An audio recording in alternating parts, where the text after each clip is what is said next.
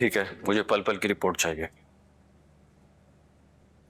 मेरा, तुम यहाँ क्या कर रही हो और यहाँ क्यों बैठी हो? अंदर तुम्हारे पास लोग थे और मुझे तुमसे इम्पोर्टेंट बात करनी थी।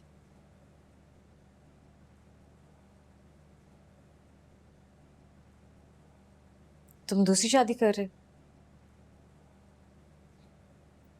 It's none of your business. कौन है वो लड़की?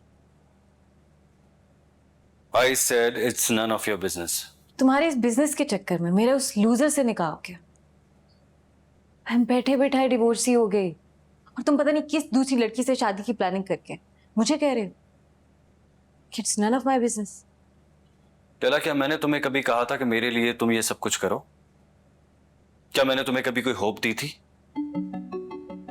लेकिन तुम मेरी फीलिंग्स तो जानते थे ना तैमूर। तुम्हें पता था ना मैं क्या चाहती हूँ।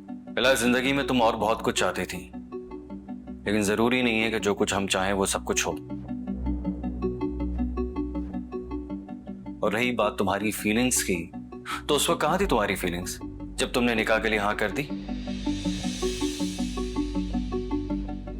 मैं समझा तुम करेज दिखाओगी, लेकिन तुमने तो 1 सेकंड में हाँ कर दी लैला। अगर मैं 1 सेकंड में हाँ ना करती तो क्या तुम जारा को छोड़ के मुझसे निकाह कर लेते? नहीं, लेकिन तुम्हारे इनकार करने से कम से कम मेरा और जारा का निकाह रुक जाता और मुझे अपने दिल की बात पता चल जाती। तुम अगर जारा में इंटरेस्टेड नहीं थे तो तुमने खुद इनकार क्यों नहीं किया? तुम ये सवाल करने का कोई हक नहीं रखती।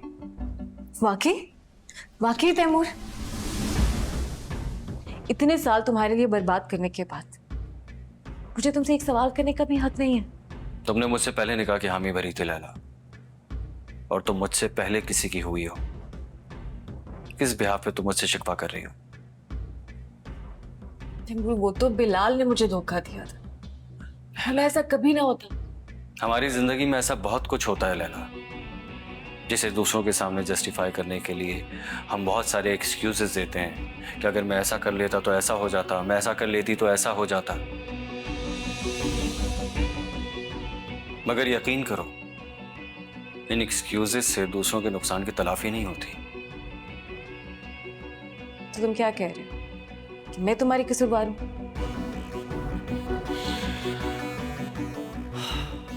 हाँ लैला, तुमने बहुत नुकसान किया है मेरा। तुम्हारी वजह से मुझे जारा के साथ इतने साल गुजारा करना पड़ा। लेकिन तुम तो उसके साथ खुश थे, मुतमईन थे।